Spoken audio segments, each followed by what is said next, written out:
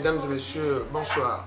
Je suis heureux de prendre la parole cet après-midi à la suite de la décision de la Direction générale de la Caisse nationale de sécurité sociale, décision portant sur l'organisation des élections des délégués du personnel.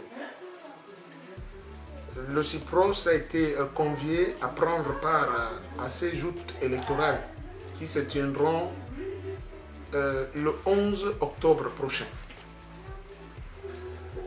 Vous conviendrez avec moi qu'il était opportun, en tant que responsable du premier syndicat de la Caisse nationale de sécurité sociale, le CIPROS, de faire le bilan des actions menées depuis notre création,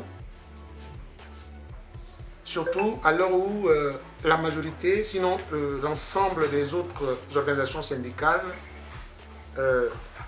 promettent de défaire le CIPROS. Oui, c'est une compétition, mais cette compétition, nous la voulons légale. Nos actions, nous pouvons citer, nous avons d'abord déposé un préavis de grève à l'arrivée de Madame le directeur général Nicolas Sélé en janvier 2018. Ce préavis de grève a abouti à un certain nombre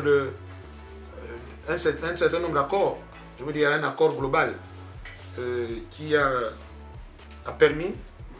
permis de payer une partie du 13e mois à ceux qui étaient en congé parce qu'ils n'avaient pas perçu leur 13e mois, qui avait abouti notamment à la mise en place d'une commission qui avait décidé d'octroyer une ou deux catégories à ceux-là qui n'avaient pas, depuis la mise en place de la nouvelle convention collective datée de 2013, qui n'avaient pas effectivement perçu un changement de catégorie.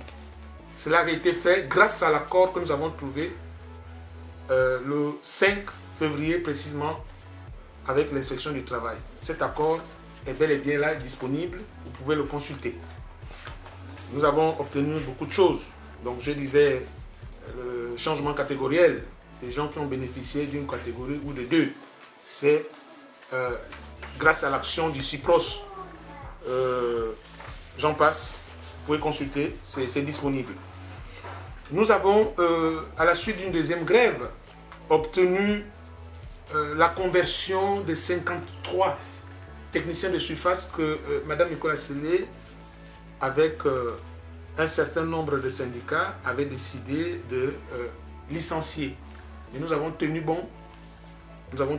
Et nous avons permis à ce que ces mamans, ces mères de famille préservent leur emploi en faisant en sorte que l'administration, en ce temps, décide de la reconversion. Le CIPROS avait également, malgré les nombreuses suspensions, malgré tout ce qu'on faisait pour empêcher au CIPROS de travailler, avait obtenu de Madame le directeur, Madame le ministre des Affaires sociales, en ce temps-là, Madame Koro, que nous félicitons pour son courage d'avoir demandé au conseil d'administration d'annuler simplement la révision de la convention collective qui avait été proposée par Monsieur le directeur général en 2020, qui, entre autres, venait pour alourdir les charges salariales de la Caisse nationale de sécurité sociale. Je vous prendrai un seul exemple.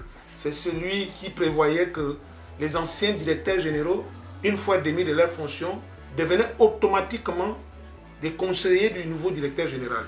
Allez-y savoir.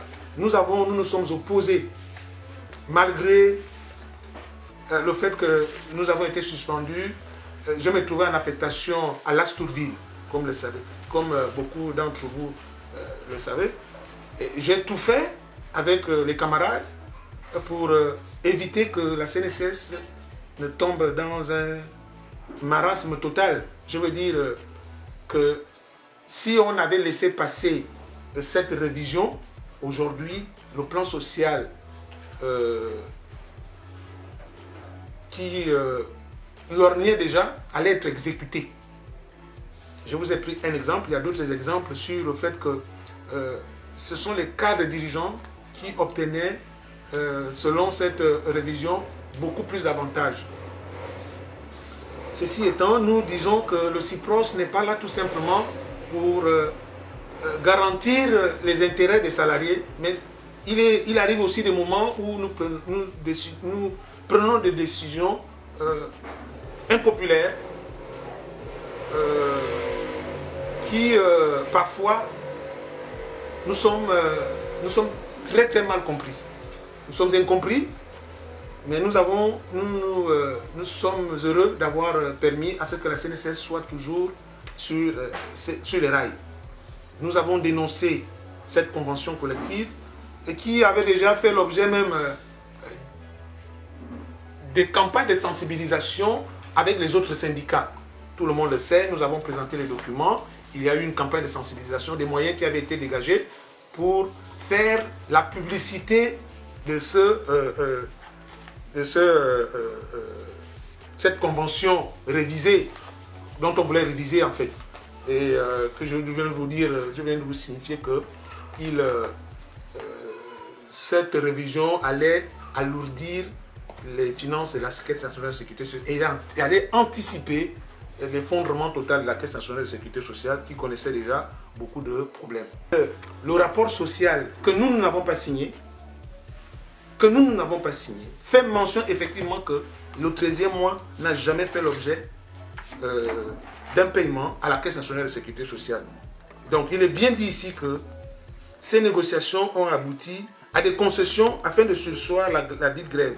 Une gratification a été versée aux agents de maîtrise des cadres le 20 juin 2023 au lieu et place du 13e mois. Donc, en d'autres termes, le CIPROS avait bel et bien raison que le 13e mois n'allait pas être payé. Au regard de la situation difficile que traversait la Caisse nationale de sécurité sociale, nous prenons parfois des décisions impopulaires parce que nous ne cherchons pas à avoir du monde derrière nous.